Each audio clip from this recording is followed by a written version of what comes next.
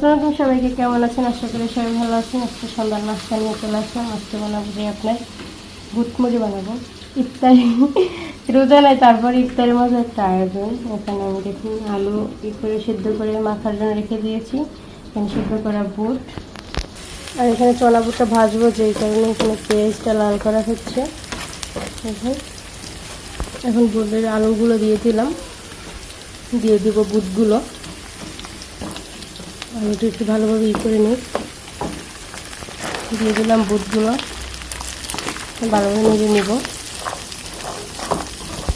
কেকের রোজা ছাড়াও চনা বুটমুড়ি খান নিজস্ব ঘরে বানিয়ে, অবশ্যই কমেন্ট করে জানিয়ে যাবেন।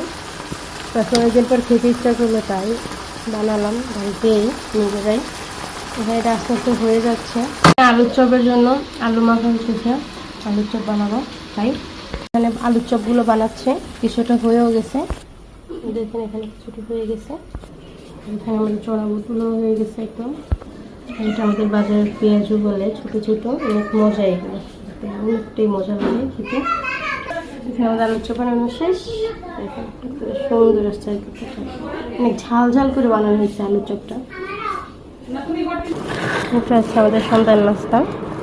আমরা যেরকম আলাদা আলাদাভাবেই নিয়ে ফেলি সবাই, যে যার মধ্যে বানাইয়ে খায়। কেউ শুধু শুধু মানে শুধু শুধুও খায়, মানে আলাদা আলাদাভাবে। সবাই ভালো থাকবেন, সুস্থ থাকবেন। সবাই আমাকে সাবস্ক্রাইব ফলো করে। এখানে আমার আম্মু বানাইতেছে, এখান থেকে সবাই মিলে খাবে, তার জন্য এটা বানানো হচ্ছে।